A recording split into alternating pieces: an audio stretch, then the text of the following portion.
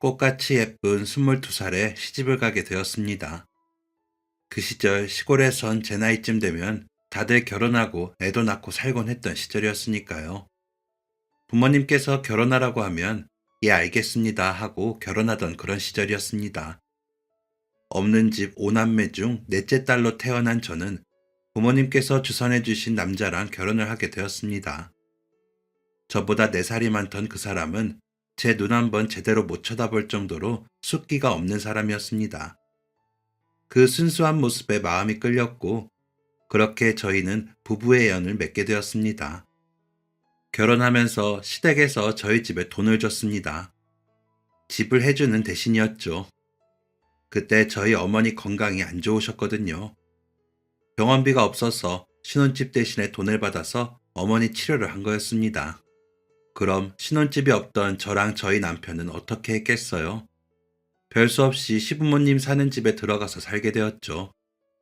그때는 시집살이 하는 게 별 유난도 아니던 때라서 그냥 그런가 보다 하고 들어가서 살았습니다.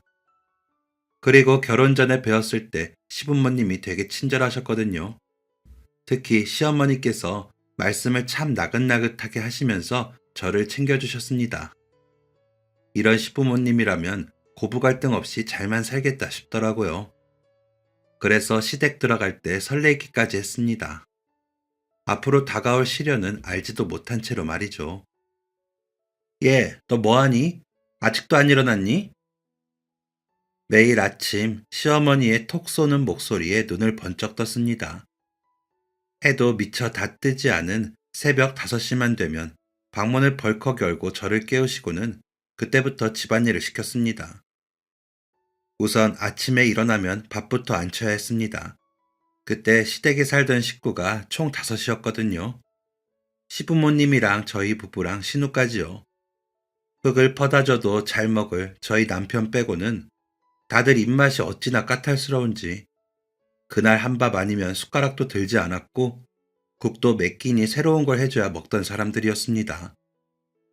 얼음장 같은 물에 매일 아침 쌀을 씻어 밥을 지어놓고 나서는 새로운 국을 끓여놓고 집 청소를 시작했습니다. 집 바닥을 쓸고 또 닦고 먼지를 털고 또 닦아내기를 매일 했습니다. 그러다 보면 한두 명씩 일어나기 시작했고 그럼 또 부랴부랴 이부자리 잘 정리하고 밥상을 차리고 밥을 먹었습니다. 5시부터 2시간 정도를 쉬지 않고 움직였지만 돌아오는 건 시어머니의 잔소리뿐이었습니다. 넌 어쩜 밥을 그렇게 지었는데도 아직도 이 모양이니? 네 시아버지는 진밥을 해줘야 소화를 잘한다고 몇 번을 말하니? 그리고 내가 바닥 닦을 때 조용히 하라고 했니 안 했니? 먼 놈의 청소 하나 하는 걸로 그렇게 부산스러운지. 아휴, 죄송하다고도 해보고 변명도 해봤지만 오히려 시어머니의 잔소리에 기름칠을 할 뿐이었습니다. 무슨 대답을 들으려고 하는 말이 아니라 그냥 잔소리를 안 하고는 못 사는 듯 했습니다. 그래서 그냥 고개를 푹 숙이고 밥만 쳐다보고 꾸역꾸역 삼켰습니다. 그리고 그럴 때면 남편이 밥상 밑으로 슬그머니 제 손을 잡아줬거든요. 그 두툼하고 따뜻한 손을 꼭 잡고 시어머니의 잔소리를 견디곤 했습니다. 식사를 마치고 설거지를 하고 있으면 시아버지, 남편, 신우가 차례로 출근을 했고 저는 이어서 밀린 집안일을 했습니다. 5식구의 빨래를 한바탕 끝내고 난 다음 마당을 청소할 때가 제일 좋았습니다. 마당을 쓸고 있을 때만큼은 시어머니와 같은 공간에 있지 않다는 사실에 정말 마음이 편했죠. 새소리도 들리고 바람에 나뭇잎이 날리는 소리도 들리는 게 어찌나 평화로웠는지 모릅니다. 비록 청소를 하고 있지만 온전히 저만의 시간 같았다고나 할까요? 하지만 그 시간이 길어지면 어김없이 집안에서 시어머니의 잔소리가 울려 퍼져서 짧게만 누려야 했었죠. 이렇듯 결혼 전의 착각과 달리 저는 아주 호되게 시집살이를 겪었습니다. 잔소리도 하고 무시도 하고 대놓고 흉도 보면서 저는 철저하게 시어머니의 하인이 된 기분이 들 정도였습니다. 여기서 끝이면 그나마 견딜만 했을 겁니다. 제가 정말 견디기 힘들었던 건 다름 아닌 자녀 문제였습니다. 시어머니가 아들을 원한다는 것은 결혼 전 상견례 때부터 알고 있었습니다. 저희 아들이 3대 독자예요. 딸 셋을 줄줄 낳고 마지막으로 낳은 귀하디 귀한 아들이죠. 이런 귀한 우리 아들도 아들을 하나 낳아야 하지 않을까요? 4대 독자 만들어야죠. 저는 가장 없어 보이는 게 없는 집 사람들이 가문 따지고 대 따지는 거라 생각합니다. 그것도 있는 집 양반들이나 따져가면서 사는 거죠. 물려줄 것도 없는 집안에서 무슨 독자니 뭐니를 따지고 있습니까? 4대 독자면 어떻고 또 아니면 어때요? 달라지는 거 하나 없는걸요. 그런데 저희 시어머니는 그렇게 손주 노래를 불렀습니다.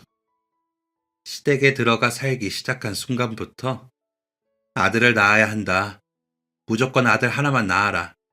아들 아니면 필요 없다. 라고 했습니다. 시어머니 당신도 딸 셋을 먼저 낳았으면서 말이죠. 자식 성별을 제가 어찌할 수 있나요? 그건 하늘도 모르는 거잖아요. 그런데 시어머니는 자식 성별을 어떻게 만들 수 있다고 생각하셨나 봅니다. 별의별 미신을 믿으면서 참 기상천외한 행동을 했습니다. 하루는 어쩐 일로 제게 따뜻한 차를 한 잔 내어주시더라고요. 이게 무슨 차예요, 어머님? 집에 이런 게 있었나? 그냥 먹어라. 맛없어도 꼭 참고 먹어. 시모 말에 한 입 먹어봤는데 세상에 태어나서 그렇게 쓰고 맛없는 차는 처음이었습니다.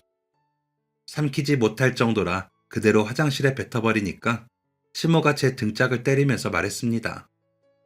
직접 산에서 캐온 건데 그 아까운 걸 왜 버리냐고 하더라고요. 알고 보니까 동네 아주머니들하고 산에 가서 아들 낳는 약초를 캤다고 하더라고요. 그 약초 이름이 뭐냐고 물으니 모르시더라고요. 이름도 모르는 약초를 그냥 냅다 캐오신 겁니다.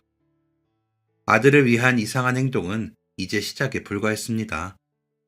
어느 날은 제가 빨래를 하다가 방에 놓고 온 빨래가 있어서 가지러 가는데 시어머니가 제 방에 계시더라고요. 그것도 제 옷장 앞에서 말이죠. 옷장에 제 속옷칸을 뒤적이고 계셨습니다. 어머님, 지금 뭐 하시는 거예요? 제 속옷은 왜 보고 계세요? 예, 너 이따가 나랑 시장 좀 가자. 무슨 속옷이 검은 거밖에 없니? 빨간 걸 입어야 양기가 가득해서 아들이 들어서는 거야. 아니다, 내가 혼자 갔다 오마. 대충 뭐 이 정도 크기로 사오면 되겠네. 시어머니가 제 속옷을 흔들며 얘기를 하는데 너무 부끄럽고 기분이 나빴습니다. 그날 시어머니는 정말 빨간 속옷을 가득 사오셨고 어떤 날은 제가 속옷을 무슨 색을 입었나 물어보기까지 했습니다. 뿐만 아니라 잠자는 방향까지 정해주기도 했고 심지어는 점쟁이한테 부부관계 하는 날짜를 받아왔다면서 그날 꼭 거사를 치러야 아들이 생긴다고 신신당부를 하기도 했습니다. 그놈의 아들, 정말 지긋지긋하면서도 한편으로는 걱정도 되었습니다. 이러다가 딸이라도 나오면 어쩌나 싶더라고요. 그렇게 스트레스를 받아서 그런가 어째 아이는 도통 생기질 않고 시어머니의 닥달과 간섭은 더욱 심해졌죠. 그렇게 2년을 시달리다가 드디어 임신을 하게 되었습니다. 임신을 한 뒤에도 남자 기운을 받아야 한다며 집에서 남편 옷을 입고 있어야 했고 고기랑 고추, 마늘 등을 엄청 먹었습니다. 차가운 음식은 쳐다도 못 보게 했죠. 이랬는데도 아들이 아니면 어쩌나 걱정이 되었는데 천만다행으로 뱃속의 아기가 아들이라는 사실을 알게 되었습니다.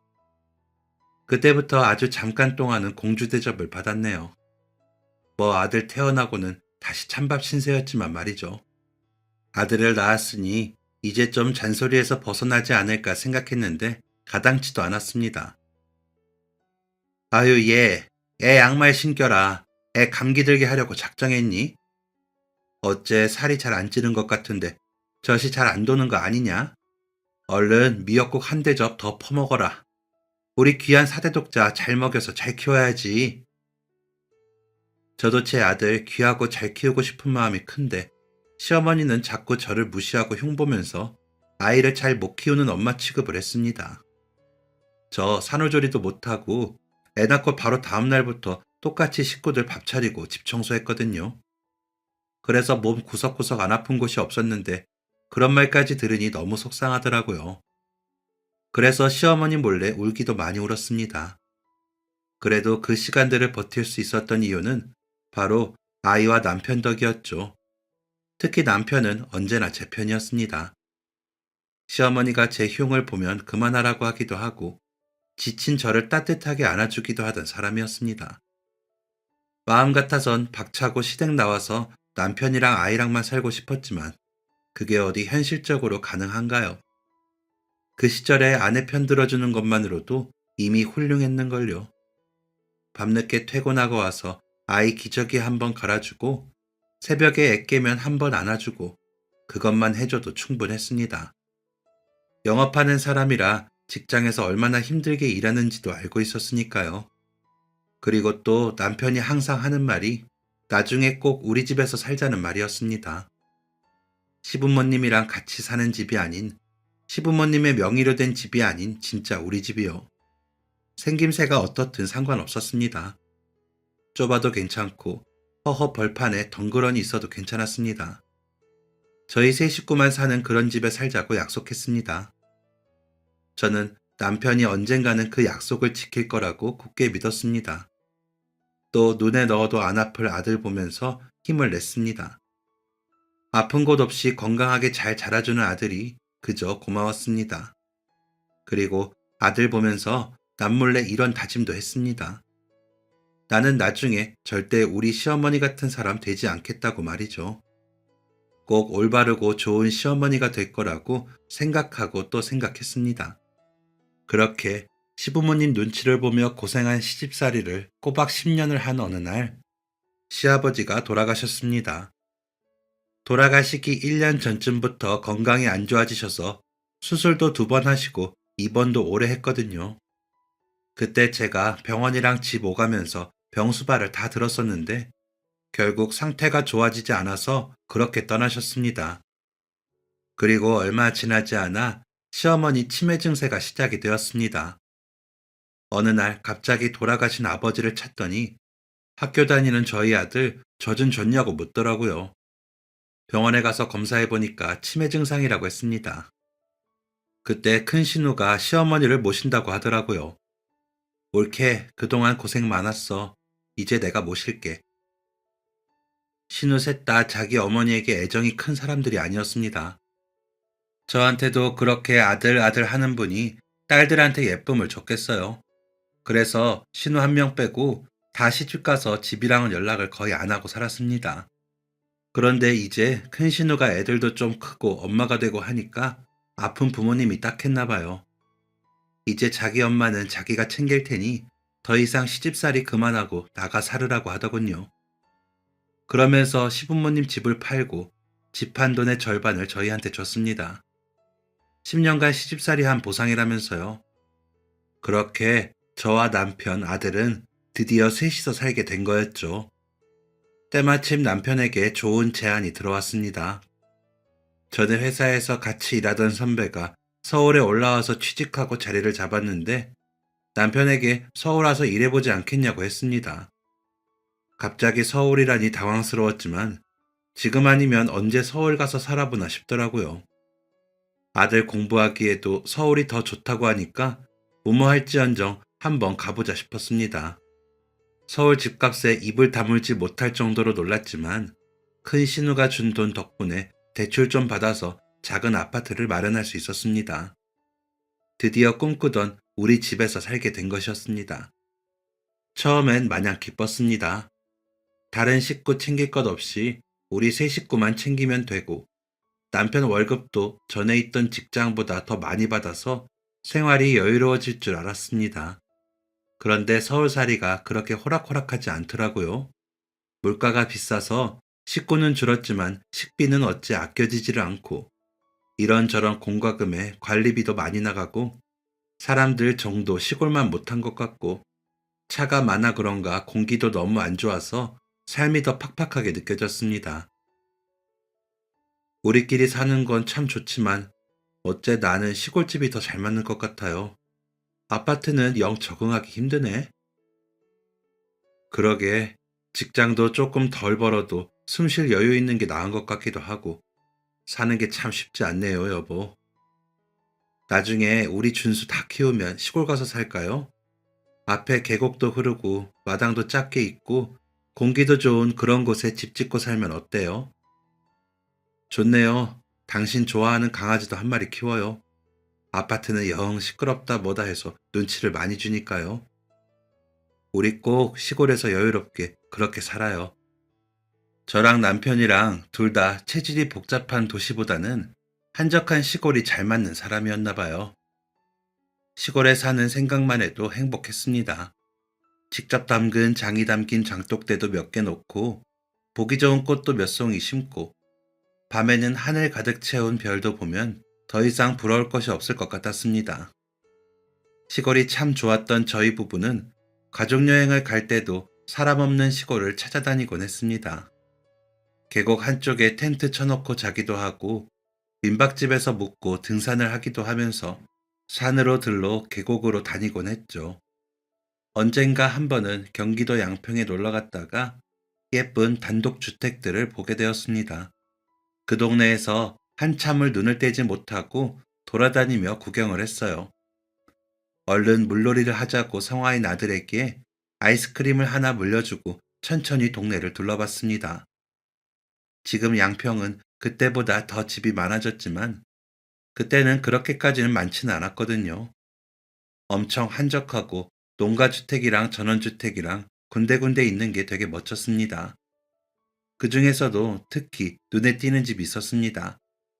딱 우리 세 식구 살기 좋아 보이는 집이었습니다. 저희 또래 정도 되는 부부가 마당에 씨앗 같은 걸 심고 있었는데 그 모습도 너무 편안하고 여유로워 보였습니다. 남편이랑 손을 꼭 잡고 언젠가는 이런 집에서 살자고 약속을 했습니다. 하지만 그 약속은 끝내 지켜지지 못했습니다. 서울에서 산지 5년째 되던 해에 남편이 갑작스럽게 세상을 떠났습니다. 어느 날 집에 있는 남편 회사에서 다급하게 연락이 왔고 남편이 쓰러졌다는 소식에 신발도 반대로 신고 병원으로 뛰어갔지만 남편은 이미 숨을 쉬지 않고 있었습니다. 원인 모를 심장마비로 그렇게 남편은 저와 아들을 남겨두고 눈을 감았습니다. 정말 정신이 멍하더라고요. 앞으로 어떻게 살아야 하나 막막했습니다. 남편 장래에 온 언니 오빠들이 할 줄 아는 것도 없으면서 어떻게 혼자 아들을 키울 거냐고 안타까워했습니다. 둘째 언니가 방 하나 내어줄 테니까 들어와 살아도 된다고 하기도 했습니다. 고민 많이 했는데 그건 싫더라고요. 긴 시집살이 끝에 어떻게 얻은 집인데 서울 집에서 남편과의 추억이 가득한데 그 집을 정리하고 싶진 않았습니다. 자식 딸린 과부는 슬퍼할 틈이 없었습니다. 죽이 되든 밥이 되든 일단 부딪히고 봐야죠. 뭘 하든지 가만히 있는 것보다는 훨씬 낫지 않을까 싶더라고요. 게다가 아들이 그때 중학교 입학을 앞두고 있었습니다. 소중한 내 아들 공부시켜서 대학 보내야 하는데 학원 하나는 보내주는 부모가 되어야 하지 않겠어요? 그렇게 저는 졸지의 가장이 되어 일을 하기 시작했습니다. 결혼 전에는 부모님 밭일을 돕다가 결혼을 한 거라 할 줄 아는 게 아무것도 없었습니다. 10여 년간 집안 살림밖에 안 했는걸요. 그러다 동네 아주머니들이 손보험 얘기를 하는 걸 듣게 되었고 저도 좀 소개시켜달라고 했습니다. 그렇게 집에서 손부업을 시작했습니다. 그런데 그게 진짜 푼돈이거든요. 손이 빨라도 반찬값도 안 됩니다. 제대로 일할 곳이 필요했던 저는 시장 근처에 있던 백반집에 가서 일을 하기 시작했습니다. 사람 구한다는 종이가 붙어 있길래 다짜고짜 들어가서 저 요리 잘하니까 일 좀 하게 해달라고 했죠. 아마 그때 제 눈에 도끼가 보였을 겁니다. 사장님이 잘 왔다면서 그날부터 바로 일하자고 했고 평일 이른 아침부터 점심 장사 마칠 때까지 백반집에서 일을 했습니다. 그렇게 평일에는 백반집, 시간 될 때마다 손부업을 하면서 동네 아주머니들한테 일자리 없냐고 물어보고 다니고 시내 나가서 또 일할 곳 없나 기웃거렸습니다. 그러다가 주말에 마트에서 과일 포장하는 일도 해보고 명절 대목에 시장에서도 일하고 공장 바쁠 때 가서 시다일도 하고 식당에서 재료 손질하는 일도 하고 김밥 사다가 역 근처 가서 팔아보기도 하면서 매일 쉬지 않고 일을 했습니다. 그렇게 하루도 안 쉬고 일을 하니까 남편 월급만큼은 벌더라고요. 손부업하다가 손에 쥐가 나기도 하고 밥도 못 먹고 일하느라 어지러워서 쓰러지기도 하고 주방일 하다가 손가락도 수차례 베었지만 통장에 돈이 쌓이는 걸 보면 힘이 났습니다. 넉넉한 살림은 아니었지만 악착같이 아껴서 조금씩 저금도 하고 아들 학원도 보내면서 정말 열심히 살았습니다. 그렇게 3년을 이리저리 옮겨 다니면서 일할 수 있는 곳이라면 눈에 불을 켜고 뛰어들어 일을 했고 안정적으로 돈을 벌고 싶어서 작은 백반집을 차리게 되었습니다. 사실 원래 제 가게 같은 건 생각도 하지 않았는데 제가 일하던 백반집 사장님께서 건강이 안 좋아지셔서 가게를 정리한다고 하시더라고요. 그 백반집이 단골도 꽤 많고 시장 사람들도 많이 시켜 먹었거든요. 그래서 사장님한테 제가 한번 해보면 안 되겠냐고 했고 사장님은 얼마든지 해보라고 도와줄 수 있는 건 최대한 도와주겠다고 했습니다. 그렇게 어쩌다 보니 백반집 사장이 되었고 그러면서 이전보다 돈도 좀 더 벌 수 있게 되었습니다. 대신 그만큼 몸은 더 바빠졌지만 멀쩡한 몸뚱이 냅두면 뭐 하나 싶어 벌 수 있을 때 이 악물고 벌었습니다. 제가 바빠서 신경도 못 써주는 사이에 아들은 혼자 열심히 공부를 했고 좋은 대학에 합격을 했습니다. 저희 아들이 철이 빨리 들었거든요. 남편 세상 떠난 뒤로 부쩍 철이 들더니 사춘기도 없이 학창시절 아주 잘 보냈습니다. 주변에서는 복받았다고 부럽다고 했지만 저는 어쩐지 그런 아들이 짠하더라고요. 가끔은 투정 부려도 되는데 힘든 거 티도 안 내고 의젓하기만 한 아들이 고맙기도 하고 미안하기도 했습니다. 어차피 뒷바라지 잘해주는 엄마는 못 되었으니 살아가면서 집만 되지 말자고 생각했습니다. 남겨줄 수 있는 건 최대한 많이 남겨주고 큰 병 없이 건강하게 살다 죽는 게 제 인생 목표였다고나 할까요? 좀 웃기지만 사실입니다. 아파서 내 새끼 고생시키는 것보다 더 죄스러운 게 뭐가 있겠어요? 우리 아들 인생에 앞길을 대신 헤쳐나갈 순 없더라도 걸림돌은 되지 말자 다짐했습니다. 대학을 졸업한 아들은 들어가기 어렵다는 공기업에 덜컥 합격까지 했습니다. 너무 행복하더라고요. 원래 제가 잘 되는 것보다 자식 잘 되는 거 보는 게 더 뿌듯한 법이잖아요. 어떻게 이렇게 귀한 게 저한테 왔나 싶어서 정말 감개무량이었습니다. 아들이 대학 다니는 동안에도 장학금을 몇 번 받았거든요. 그래서 아들 대학 등록금으로 모아두었던 돈이 좀 남아서 그 돈으로 아들 정장 맞춰주고 구두도 사주고 회사 들고 다닐 가방도 사줬습니다. 엄마, 저 그냥 저렴한 거 사도 괜찮은데 무슨 백화점까지 오자고 그러세요? 첫 직장인데 좋은 거 입고 좋은 거 신어야지. 엄마 이 정도 돈은 있어. 아이 참, 감사해요 엄마. 그럼 제가 첫 월급 받으면 그땐 엄마 예쁜 외투 하나 사드릴게요. 꼭이요? 아이고, 말이라도 고맙네요, 우리 준수. 출근 전 백화점에서 아들과 나눈 대화를 까맣게 잊고 있었는데 아들은 정말로 첫 월급 받은 날 예쁜 점퍼 하나를 사왔습니다. 예상치도 못한 선물에 깜짝 놀랐죠. 무슨 잠바색이 그렇게 곱고 가볍기는 또 얼마나 가벼운지 너무 좋아서 눈물까지 다 났습니다. 우리 아들이 언제 이렇게 커서 사회생활도 하고 월급 받아 점퍼도 사주나 싶어서 정말 행복했습니다. 하늘에 있는 남편에게 자랑하고 싶을 정도였죠. 그렇게 아들도 저도 각자의 일터에서 열심히 살아가며 몇 년이 흐른 어느 날이었습니다. 아들이 결혼하고 싶은 여자가 생겼다면서 소개해주고 싶다더군요. 아들이 연애를 하는 건 알고 있었습니다. 생일 전날 밤 늦게 쇼핑백이며 케이크이며 들고 들어오길래 누가 줬냐 물으니 여자친구가 줬다고 하더라고요. 한 2년을 그렇게 만나더니 드디어 제게 소개를 해준다는 것이었습니다. 사실 티는 안 냈지만 내심 궁금했거든요. 아들이 사진은 몇 번 보여줬는데 사진만으로만 봐도 참 고마웠습니다. 아들 회사 근처에 있는 회사에서 일하는 아가씨라더라고요. 참 착하다고 하니 어떤 사람일까 궁금했습니다. 아들 여자친구 만나는 게 처음이라 긴장도 되더라고요. 첫 만남부터 집밥은 부담스러울 것 같아서 조용한 식당에서 만나게 되었습니다. 오랜만에 잘 차려입고 기다리는데 저 멀리서 하늘하늘한 원피스를 입은 아가씨가 또각또각 걸어오더라고요. 여리여리하고 얼굴도 조망만 해서 정말 예뻤습니다. 그게 우리 며느리하고의 첫 만남이었습니다. 말이 많지 않고 참한데 할 말은 똑부러지게 하고 행동이 조신한데 손끝은 야무지더라고요. 아들이랑 참 잘 어울리는 짝이라고 생각했습니다. 대화를 나누다가 알게 된 건데 며느리도 홀어머니 밑에서 자랐다고 했습니다. 그래서 어릴 때부터 살림을 혼자 했다고 하더라고요. 아들이랑 같은 입장이라는 말을 들으니 짠하기도 하고 또 기특하기도 했습니다. 둘이 가정을 잘 이뤄서 행복하면 좋겠다고 생각했습니다. 상견례를 해보니 사돈댁도 참 사람이 괜찮았고 야무진 애들끼리 만나서 그런가 결혼 준비도 척척하더라고요.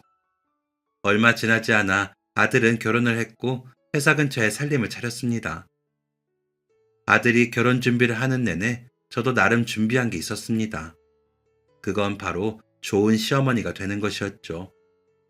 저희 시어머니한테 배운 건 무시하는 거랑 잔소리하는 것밖에 없어서 저희 식당 오는 언니들한테 물어봤습니다. 언니, 아들만 둘 있지? 며느리하고는 잘 지내? 우리 아들이 이번에 결혼하는데 며느리한테 어떻게 해줘야 하나 모르겠어. 어휴, 아무것도 하지 마, 아무것도. 아무것도 안 하는 게 최고야. 요즘 며느리들은 뭐 하는 거 싫어해. 명절 때 부르지도 말고, 손주 보고 싶다고 자꾸 연락하지도 말고, 그냥 가만히 있다가 용돈이나 줘. 물어보는 언니들마다 그냥 아무것도 안 하는 게 제일 좋다고 하더라고요. 그래야 아들이랑 며느리 사이도 좋다면서요. 저는 좀 더 챙겨주고 싶고 친하게 지내고 싶었는데 뭐 그렇다니 별 수 있나요? 애 키우는 것도 먼저 해본 사람들이 나은 거니까 장가도 먼저 보내본 사람들이 잘 알겠죠. 언니들이 얘기한 것처럼 며느리한테 연락도 안 하고 가만히 있었습니다. 가끔 가다 잘 사나 궁금하면 아들한테나 슬쩍 연락해보면서 말이죠. 그런데도 일주일에 한두 번은 며느리한테 연락이 왔습니다. 안부 정도였지만 목소리만 들어도 좋더라고요. 그 정도에 만족하면서 고부관계를 유지했습니다. 그렇게 두 달이 지난 어느 날, 아들이랑 며느리가 오랜만에 같이 밥을 먹자고 하더라고요. 사돈댁이랑 같이요. 간만에 콧바람도 쐴 겸 아들 부부랑 사돈댁이랑 넷이서 근교에 있는 공기 좋은 곳 식당에 가서 밥을 먹었습니다. 메뉴를 주문하고 음식을 기다리는데 아들이랑 며느리가 희죽희죽 웃더라고요. 왜 그래? 뭐 좋은 일 있니? 역시 우리 엄마 눈은 못 속인다니까. 그러면서 얘네가 무슨 상자를 내미는 겁니다. 어리둥절한 사돈댁이랑 같이 상자를 열어봤는데 글쎄 그 안에 아기 초음파 사진이 있는 거예요. 깜짝 놀라면서도 너무 기뻤습니다. 좀 더 안정되면 말씀드릴까 했는데 입이 근질근질 하더라고요. 탈주되었대요. 어머, 우리 며느리, 우리 친이 너무 축하해. 경사네 경사. 입덧은 없고 몸은 괜찮아? 며느리는 괜찮다면서 수줍게 웃어 보였습니다. 예쁜 애들 사이에서 또 얼마나 예쁜 손주가 나올지 기대되더라고요. 그날 기분이 너무 좋아서 마음이 붕붕 뜨는 것 같았습니다. 사돈댁은 놀라서 눈물까지 보였습니다. 제가 딸이 없어서 잘은 모르지만 내 딸이 임신했다 생각하면 참 기쁘면서도 또 복잡할 것 같긴 하더라고요. 그날 아들한테 며느리가 무슨 말을 해도 다 받아주고 무슨 짓을 해도 다 받아주라고 신신당부했습니다. 그런데 왜 인생은 좋은 일만 연속으로 있지 않는 걸까요? 큰 행복이 있으면 그만큼 큰 불행이 있기 마련이죠. 며느리 임신 소식을 듣고 한 달이 채 지나지 않은 어느 날 아들에게서 전화가 왔습니다. 건강하던 사돈댁이 갑자기 쓰러졌다는 연락이었습니다. 사돈댁이 저처럼 혼자 애를 키워서 젊었을 때부터 힘든 일을 많이 했거든요. 꽃시장에서 일을 하다가 꽃가게를 운영하고 있었는데 꽃 만지는 사람이라 그런가 얼굴도 되게 고왔습니다. 고생은 똑같이 했는데 뭘 좋은 걸 먹었나 싶을 만큼 얼굴에 주름도 없고 같은 여자가 봐도 참 예쁜 사람이었습니다. 평소에 운동도 꾸준히 한다고 해서 그런지 체력도 좋고 잔병도 없었거든요. 그런 사람이 정말 한순간에 쓰러진 겁니다. 심근경색이라고 하더라고요. 어머, 그래서 지금 병원인 거니? 진이는 같이 있고 많이 안 좋은 거야? 잘 모르겠어요. 병원에 온 지 30분쯤 지났어요. 지금은 괜찮으신 것 같은데 의사 선생님이 안심할 상황은 아니라고 하네요. 아들과 전화를 끊고 심장이 어찌나 빨리 뛰었는지 모릅니다. 얼른 병원에 가봐야 할 것 같아서 발을 동동 구르며 나갈 준비를 했습니다. 대낮이라 손님이 몇 분 계셔서 같이 일하는 주방 언니한테 손님들 나가면 문만 좀 닫아달라고 부탁하고 가게를 나섰습니다. 곧바로 택시를 잡고 병원으로 향했습니다. 남편 죽었을 때 이후로 응급실은 간 적이 없었거든요. 응급실 글자가 보이니 불안한 마음에 가슴이 콩쾅거렸습니다. 안에 들어가니 역시나 정신이 없었고 그 틈에서 아들의 뒷모습을 발견할 수 있었습니다. 얼른 아들을 부르며 달려갔는데 아들이 울고 있더라고요. 그 옆에 주저앉아 어깨를 들썩이는 며느리도 보였습니다. 그리고 그 옆 침상에 누워 미동도 없이 눈을 감고 있는 사돈댁이 보였습니다. 너무나도 건강하고 생기 넘치던 꽃보다도 더 아름다웠던 사돈댁은 그렇게 다시 눈을 뜨지 못했습니다. 저조차도 사돈댁이 세상을 떠난 게 충격적이고 당혹스러운데 며느리는 오죽했겠어요. 다른 가족들 없이 평생 사돈댁이랑 며느리랑 둘이 살았는데 그런 가족이 한순간에 사라져버렸으니 마음이 산산조각이 났을 겁니다. 며느리는 장례식 내내 뭘 먹지도 못하고 울다가 쓰러지고 또 울다가 쓰러지길 반복했습니다. 아들이 그래도 뭐 좀 먹으라고 챙겨줬는데 얼마 못 먹고 다 토해버리더라고요. 들어보니 입덧도 심하다고 했습니다. 먹지도 못하고 울기만 하니 살이 쪄도 모자른데 며칠 사이에 홀쭉해졌더라고요.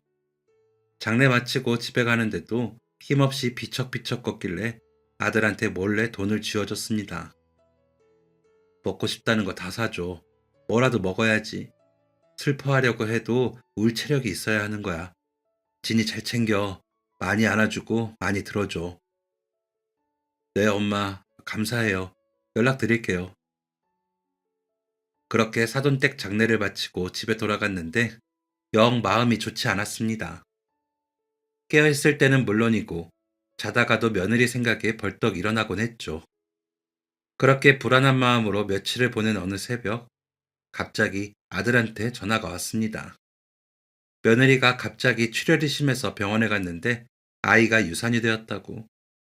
우리는 그렇게 또 한 명의 생명을 떠나보내고 말았습니다. 그동안은 너무 간섭하고 개입하면 며느리가 불편해할까봐 거리를 뒀는데 더는 안 되겠더라고요. 며느리 속이 말이 아니겠다 싶어서 뭐라도 해야 할 것 같았습니다. 자식 떠나보낸 마음은 제가 알 수 없지만 상상만 해도 차라리 내가 죽는 게 낫다 싶잖아요. 제정신이 아닐 게 분명해서 별 도움은 안 되더라도 제가 가서 며느리 좀 챙겨야겠다 싶었습니다. 그래서 매일같이 아들네 집에 찾아갔습니다. 가게 바쁜 시간 지나고 같이 일하던 주방 언니한테 맡기고 곧장 아들네 집으로 갔습니다. 문을 열고 들어가면 집안은 쥐죽은 듯 조용했습니다. 며느리는 방에서 나오지 않았습니다. 종종 흐느끼는 소리만 들릴 뿐이었습니다. 마음이 얼마나 안 좋을지 며느리가 너무 안타까웠습니다. 저는 매일 아들 집에 가서 집 청소를 하고 냉장고 정리를 하고 먹을 것도 채워놓고 밥을 차려놨습니다. 내가 집에서 나갈 때까지 며느리는 방에서 나오지 않았지만 그래도 나쁜 생각 안 하고 살아있으니 되었다 싶었습니다. 그렇게 매일매일 가서 밥을 차려놓았고 아들에게 물어보니 가끔 먹은 날도 있었지만 대부분은 손도 안 댔다고 하더라고요. 그렇게 한 달을 보냈습니다. 저는 한 달 동안 매일 며느리 밥을 차려줬고 며느리는 방에서 나오지 않았습니다. 이러다 쓰러지는 거 아닌지 걱정하며 또다시 밥을 차리던 그때 안방문이 천천히 열렸습니다. 문틈 사이로 며느리 얼굴이 보였는데 하마터면 놀라서 국자를 떨어뜨릴 뻔했습니다. 한 달 사이에 어떻게 사람 몰골이 저렇게 될 수 있는 건지 얼굴살은 쏙 빠지고 눈주변은 빨갛다 못해 다 헐어 있었습니다. 저는 놀란 기색을 감추며 서둘러 밥상을 차렸습니다. 진이야, 뭐 줄까? 배고프지? 밥 차려줄게. 얼른 앉아. 며느리가 느릿하게 걸어와서 식탁에 앉더니 제가 끓여준 뜨거운 소고기 뭇국을 한술 떴습니다. 그러더니 또다시 눈물이 터졌는지 너무 서럽게 눈물을 흘리더라고요. 저는 어쩔 줄 몰라서 그냥 며느리를 안아줬습니다. 며느리가 엉엉 울면서 하는 말이 엄마가 소고기 뭇국을 참 잘 끓였답니다. 엄마가 해준 맛이랑 똑같다면서, 자기가 소고기 뭇국을 정말 좋아했다면서, 엄마가 너무 보고 싶다고 하면서 아이처럼 엉엉 울었습니다. 그 모습이 어찌나 짠하던지 저도 같이 눈물을 흘렸습니다. 진이야, 이제 내가 엄마 할게. 우리 진이 이렇게 아파해서 어떡하니? 이제 내가 네 엄마 할 테니까 엄마라고 불러. 그냥 그렇게 생각하고 우리 진이 하고 싶은 거 다 해. 부둥켜 안은 저희는 한바탕 눈물을 쏟아내고 퉁퉁 부은 눈으로 밥을 먹었습니다. 그날 집에 가려는데 며느리가 제 손을 꼭 잡았습니다. 감사해요, 어머님. 덕분에 저 다시 정신 차리려고요. 그동안 정말 죄송하고 감사했어요. 이제 그만 슬퍼하고 다시 잘 살아볼게요. 뭐가 죄송하니? 뭘 잘못했다고? 죄송하게 생각할 거 하나 없어. 얼마든지 슬퍼해도 괜찮아. 아무도 뭐라고 할 사람 없으니까 속에 남아있는 거 없을 때까지 슬퍼하고 그 다음에 일어나도 괜찮아. 알겠지? 네, 어머님. 정말 감사해요. 그날 이후 며느리는 기운을 차리는 듯 했습니다. 굳게 닫혀있던 안방문이 활짝 열렸고 항상 어두웠던 거실등이 다시 켜졌고 사람 손을 타지 않아 먼지가 쌓인 가구들이 깨끗해졌습니다. 기운을 차린 며느리는 다시 일도 나가기 시작했습니다. 아들이 좀 더 쉬라고 했지만 몸을 움직여야 더 빨리 괜찮아질 것 같다면서 며느리는 출근을 했습니다. 며느리가 이제 맨날 와서 밥 안 차려줘도 된다고 했지만 아무래도 둘 다 일하니까 잘 못 챙겨 먹을 것 같아서 반찬만큼은 챙겨주기로 했습니다. 할 줄 아는 게 요리밖에 없으니 이거라도 해줘야지 어쩌겠어요. 일주일에 두어 번 아들 통해서 반찬을 보냈고 종종 며느리한테 응원 문자도 보냈습니다. 혹시 일하는데 방해가 될까봐 문자를 했는데 그럴 때마다 며느리는 밝은 목소리로 전화를 했습니다. 며느리 밝은 목소리 들을 때마다 참 다행이다 싶어서 얼마나 좋았는지 모릅니다. 그렇게 또 몇 달을 보내던 어느 날 어쩐 일로 며느리가 가게를 찾아왔습니다. 진이 어쩐 일이니? 회사에 있을 시간 아니야? 어머님, 저 오늘 반찬 내고 병원 다녀왔어요. 병원? 병원은 왜? 어디 안 좋아? 뭐 검사해야 한대?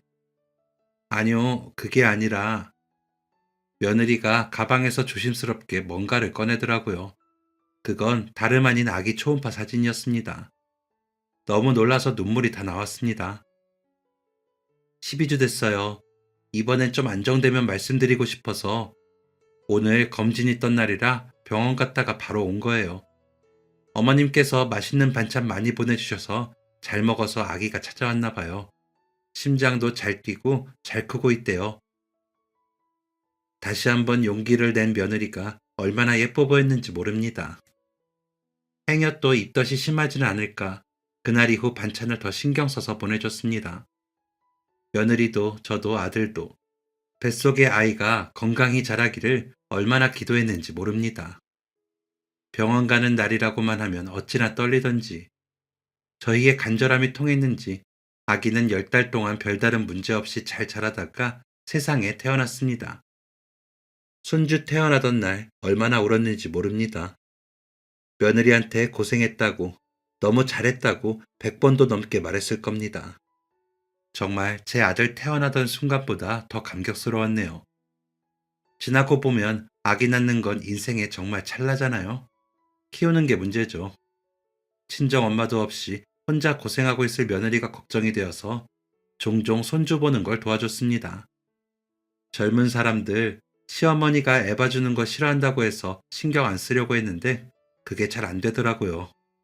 저도 아들 막 낳았을 때 집안 식구들 밥 챙기고 집안일 하면서 아들 보느라 진짜 힘들었거든요.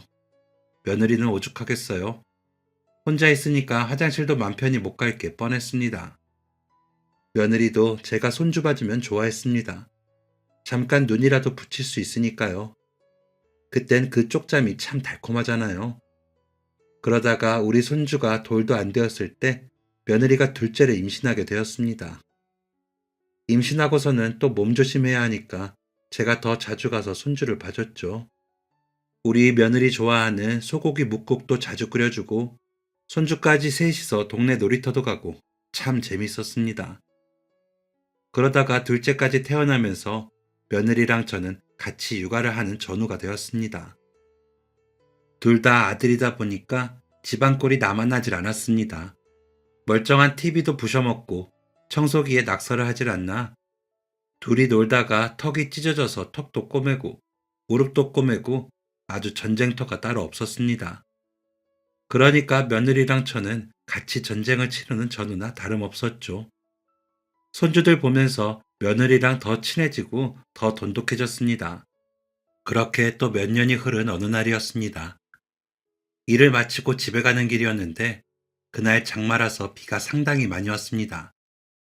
우산을 뚫을 것 같은 비를 겨우 막아가며 집에 거의 다다랐을 때였습니다. 집으로 가는 길에 내리막길이 있는데 거기서 발을 헛디딘 겁니다. 그 다음에 어떻게 되었는지 사실 기억이 잘 나질 않습니다. 쓰러진 제 주위로 사람 몇 명이 모여든 것 같고 무슨 다급한 목소리가 들린 것 같기도 하고 정신 차려보니까 저는 병원에 있었습니다. 하루가 훌쩍 지난 아침이 되어서야 정신을 차릴 수 있었죠. 눈 뜨자마자 보인 건 아들이었습니다. 어떻게 된 거냐고 물으니까 아들이 갑자기 눈물을 흘리더라고요. 저희 아들이 진짜 안 울거든요. 어릴 때부터 어지간하면 울지를 않아서 신기할 정도였는데 그런 아들이 눈물을 줄줄 흘렸습니다. 아들한테 왜 그러냐고 하면서 일어나려는데 몸이 말을 안 들었습니다. 그제서야 알아챌 수 있었습니다. 제 다리가 움직이지 않는다는 것을요. 참 세상에 신은 없구나 싶더라고요. 남한테 싫은 소리 한 번 안 하고 억울한 것도 화나는 것도 다 속으로 삭히고 살았는데 그런 제가 하체마비라니 신이 있다면 인생이 이렇게 가혹할 순 없지 않을까요? 처음엔 차라리 죽는 게 나았겠다 싶었습니다. 100세 인생이라고 하니 앞으로 제가 살 날이 수십 년인데 그 긴 세월 동안 다리 질질 끌면서 뭘 할 수 있겠어요? 자식이라고는 딱 하나밖에 없는데 아들이랑 며느리한테 짐이 되고 싶지 않았습니다. 특히 며느리한테는 절대 그러고 싶지 않았습니다. 저 시집살이 할 때 정말 힘들었거든요. 시부모라는 게 어쨌거나 남이니까 같이 살면 불편하고 분명 부딪히는 일이 생기기 마련인 겁니다. 지금까지 좋았던 고부 사이를 망치고 싶지 않았습니다. 그래서 아들이랑 며느리가 자기네들 집에서 같이 지내자고 하는 걸 절대 싫다고 하며 거절했습니다. 거추장스러운 휠체어를 타고 다니며 좁은 가게에서 장사를 할 수 없는 노릇이었기에 가게를 정리했습니다. 그때도 만감이 교차하더라고요. 아들 고등학생 때부터 한 가게를 그렇게 허무하게 정리하게 되니까 섭섭했습니다. 저는 가게 정리한 돈으로 간병인을 고용했습니다. 할 수 있는 한 최대한 아들네한테 손 안 벌리고 혼자 이겨내고 싶었습니다. 하지만 낯선 사람과 하루 몇 시간씩 집에 같이 있다는 게 마음이 편하지가 않더라고요. 간병인은 분명 좋은 사람이었습니다. 이것저것 챙겨주려고 하고 병원도 같이 가지고 손맛도 꽤 좋았죠. 하루 4시간 남짓 저희 집에 있으면서 식사 챙겨주기, 샴푸 도와주기 등을 도와줬습니다. 그런데 제가 어릴 때부터 뭐든 스스로 했던 사람이라 그런가 그렇게 챙겨주는 게 영 편하지만은 않더라고요. 제 살림이니까 자꾸 그것도 신경이 쓰이고요. 그래도 불편함을 꼭 참고 한 달을 지냈습니다. 그러던 어느 날 새벽에 혼자 화장실에 가려고 하다가 그만 넘어지고 말았습니다. 화장실 앞에 주저앉아 있는데 너무 서럽더라고요. 손목이 욱신거리는 게 아무래도 금이 간 것 같았습니다. 엎드려서 몸을 질질 끌고 겨우 아들한테 전화를 했고, 그때 아들이 놀라서 저희 집에 달려왔었죠. 다음날 며느리랑 정형외과 가니까 역시나 손목에 금이 가서 반깁스를 해야 했습니다. 다리 두 쪽을 못 쓰는 데에 이어서 손목도 남아나질 않으니 며느리가 병원 나오자마자 저한테 말하더라고요. 어머님, 이대로는 안 되겠어요. 저희 집에 가서 지내요. 뭐? 아니다, 됐어. 잘 살고 있는 너희한테 무슨 민폐를 끼치자고 거길 들어가. 새벽에는 그냥 팔에 힘이 잠깐 풀려서 그런 거야. 이번엔 손목이었지만 다음엔 더 크게 다치실 수 있어요. 이러다 정말 무슨 일 날까봐 걱정이 되어서 잠도 안 와요. 더 이상 이렇게 지낼 순 없어요. 그러니까 당장 오늘부터 저희 집에 들어가요. 싫다고 몇 번이나 거절을 했지만 며느리는 이미 마음을 강하게 굳힌 상태였습니다. 집에 가자마자 며느리가 제 짐을 막 챙기더라고요. 결국 저는 못 이기는 척 며느리의 말을 따르기로 했습니다. 제 집을 완전히 정리하고 아들네 들어가서 살게 되었죠. 저도 혼자 있는 게 걱정되기도 하고 힘들기도 하고 또 적적하기도 해서 아들네 들어간 건 맞는데 막상 들어가고 나니까 마음이 영 불편하더라고요. 절대 며느리 시집살이 안 시키겠다고 다짐했는데 결국 아픈 시모를 데리고 살게 했으니까요. 아직 손주들도 어려서 신경 쓸 게 많을 텐데 저까지 짐이 되는 것 같아 눈치가 많이 보였습니다. 뭐라도 해야 그나마 마음이 편할 것 같아서 애들 책도 읽어주고 움직이지도 못하는 다리 질질 끌고 다니면서 바닥 청소도 했습니다. 어머니, 지금 뭐 하세요? 어? 아니, 심심해서 바닥 청소나 좀 하려고. 어머니, 왜 그런 걸 하세요? 이리 주세요. 며느리가 단호하게 말했습니다. 몸이 성치 않은 제가 집안일을 하게 될 수는 없다고 하더군요. 저는 그 집에서 아무런 도움도 줄 수 없구나 생각했습니다. 제가 짐이 되는 것 같아 항상 미안한 마음에 저도 모르게 위축이 되고 우울해졌습니다. 하지만 아들과 며느리한테는 티를 안 내려고 노력했습니다. 마음이 너무 불편해서 그냥 차라리 요양원에 보내달라고 말해보기도 했습니다. 하지만 아들 내외는 절대 그럴 순 없다면서 자기들이 멀쩡히 있는데 어떻게 요양원에 보내냐고 하더라고요. 사람이 아파서 집에만 있다 보니까 정말 미치겠더라고요. 온갖 잡생각이 머릿속을 채우는데 열의 아홉은 안 좋은 생각이었습니다. 베란다에서 창밖을 내다보고 있으면 사람들이 돌아다니는 게 보였는데 멀쩡히 걷지도 못하는데 살아서 뭐하나 싶은 생각도 들었습니다. 가만히 TV 보다가 눈물이 줄줄 흐르기도 하고 싶은 것도 먹고 싶은 것도 없고 사는 게 재미가 없었습니다. 밖에 나가려고도 해봤는데 혼자서는 무리가 있더라고요. 현관의 턱도 휠체어로 넘어다니기에는 은근 높고 아파트 단지가 요즘 생긴 아파트들처럼 시원시원하게 되어 있는 게 아니라 인도가 좁고 험했습니다.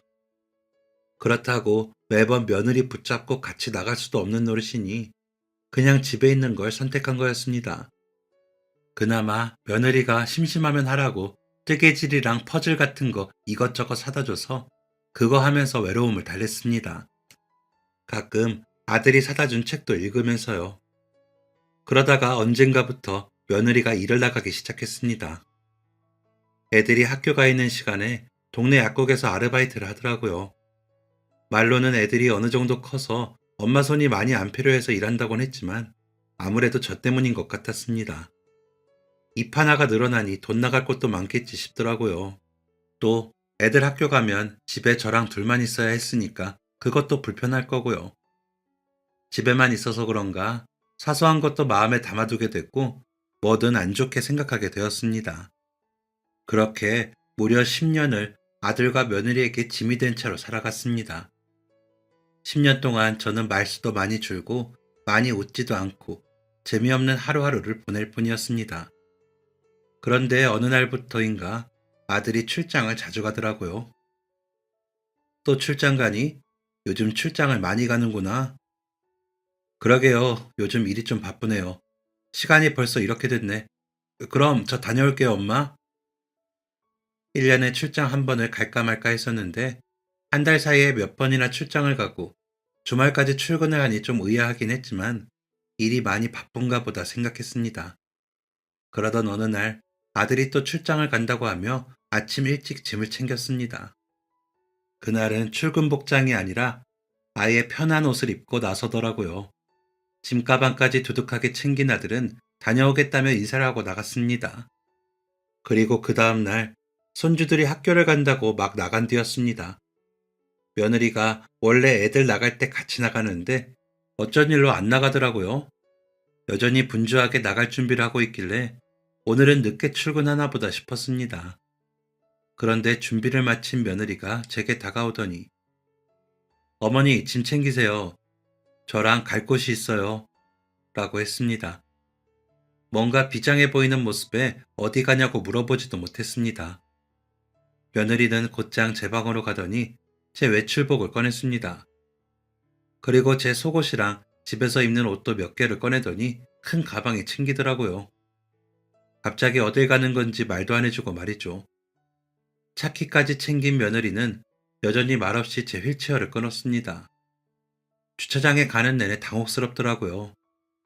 10년을 넘게 며느리 얼굴을 봤지만 그날은 당최 무슨 표정인지 알 수가 없었습니다. 차에 시동이 걸렸고 출발을 하고서야 딱 붙어 있던 제 입이 떨어졌습니다. 진이야, 지금 어디 가는 거니? 가보시면 알아요. 이번엔 제 쪽을 쳐다보지도 않고 말을 하더라고요. 순간 덜컥 겁이 났습니다. 분명 좋은 곳에 가는 건 아닌 것 같았거든요. 더 뭐라고 물어봐야 할지 모르겠어서 창밖만 바라봤습니다.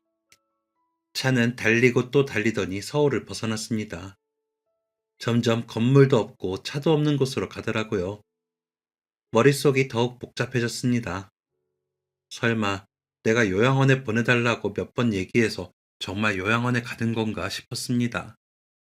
겁이 났지만 한편으로는 차라리 잘 되었다 싶었습니다. 집만 되느니 요양원에 가는 게 낫겠다는 생각도 들었습니다. 차가 점점 외진 곳으로 갈수록 머릿속에는 오만 가지 생각이 들었고 결국 저는 눈을 질끈 감아버렸습니다. 허튼 상상을 떨쳐버리려는 노력이었습니다. 또 얼마나 달렸을까? 차가 멈추고 시동이 꺼졌습니다. 이윽고 며느리가 낮은 목소리로 말했습니다. 어머니, 주무세요? 도착했어요. 그 말에 슬그머니 눈을 떠봤습니다. 그런데 제 상상과 다르게 눈앞에 펼쳐진 건 요양원이 아니었습니다. 깔끔한 1층짜리 단독주택에 커다란 대문이 보였습니다. 그리고 대문 앞에 누가 서 있는데 바로 제 아들이더라고요. 아들이 손을 높이 올려서 인사를 하더니 웃으면서 차로 달려왔습니다. 대체 이게 무슨 상황인지 이해가 되지 않았습니다. 차에서 내려 가까이서 보니 집은 더 예뻤습니다. 여긴 뭐니? 출장 왔다는 곳이 여기야? 회사에서 여기서 일하라고 한 거야? 아니에요, 엄마. 여기 우리 집이에요. 우리 집이라니? 그게 무슨 소리니?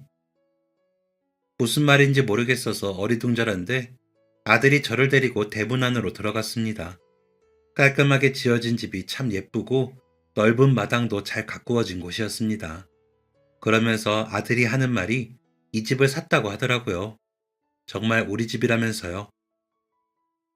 어머니, 옛날에 아버지랑 시골에서 전원 생활하고 싶다고 하셨잖아요. 진이가 어머니 다리 다치시고 밖에도 편히 못 나가시니까 우울해하시는 것 같다고 하더라고요.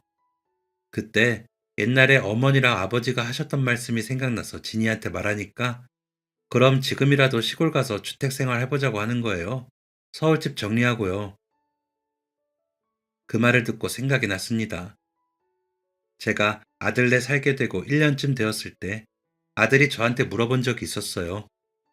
아들 어릴 때 저랑 남편이랑 셋이 양평 주택을 둘러본 적이 있었잖아요.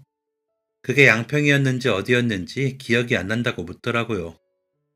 그건 갑자기 왜 물어보나 했는데 남편이랑 같이 살기로 했던 지역에 집을 사고 싶어서 그랬던 거였습니다.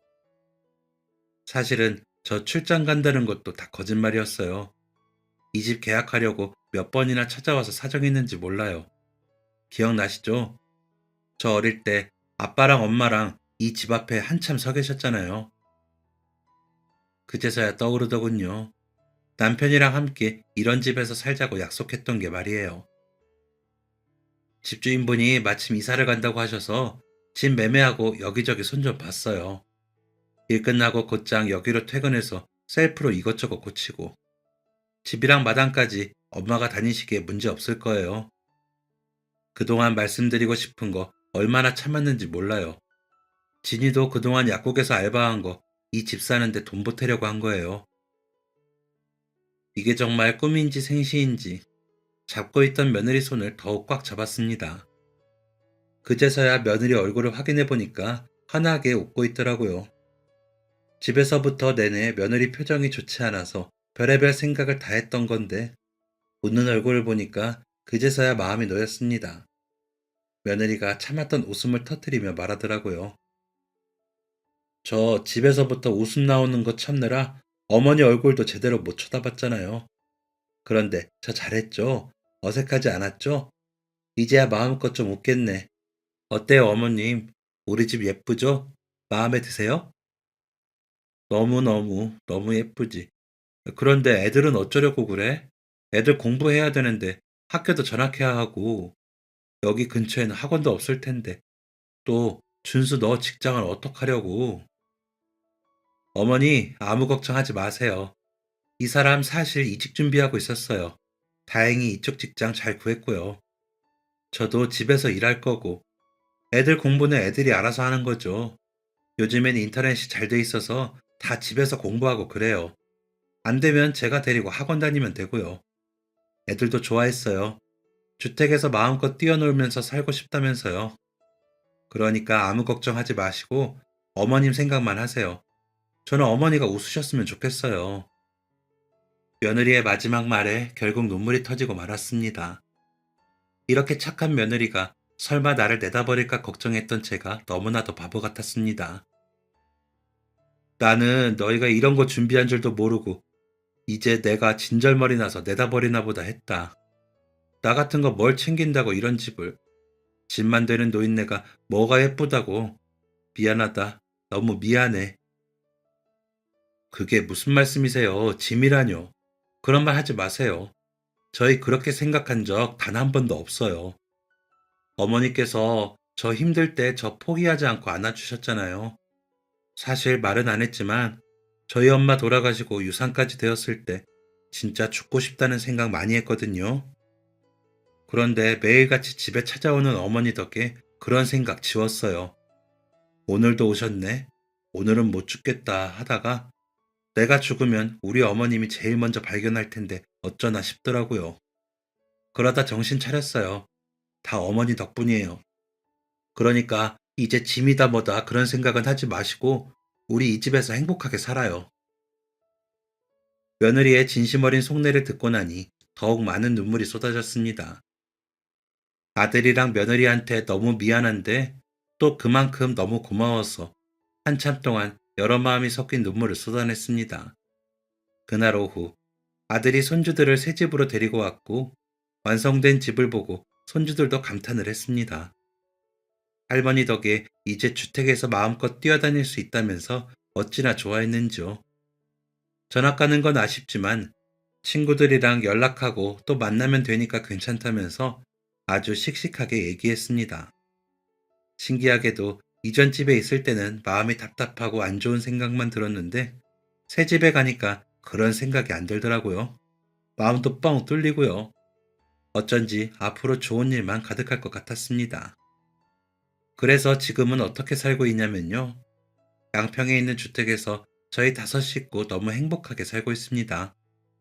이전 집에서는 일주일에 한 번 밖에 나갈까 말까 했는데 지금은 매일 밖에 나가고 있어요. 마당에서 라디오도 듣고 날아다니는 새들도 보고 주변 산책을 하면서 길고양이도 보고 앙증맞게 피어난 꽃들도 봅니다. 그리고 그 산책에는 언제나 며느리가 동행하고 있죠. 저의 말벗이 되어주고 다정한 친구가 되어주고 든든한 보호자가 되어주는 며느리가 어쩌다 나처럼 부족한 사람에게 왔나 싶어 참 감사할 따름입니다. 저희 식구들 앞으로도 지금처럼 하는 일 다 잘 되고 웃는 일만 가득하면 좋겠네요. 여러분들도 행복하시길 바랍니다. 감사합니다. 지금까지 사연 들어주셔서 감사합니다. 사연이 재밌으셨다면 구독과 좋아요를 눌러주세요. 감사합니다. 안녕히 계세요.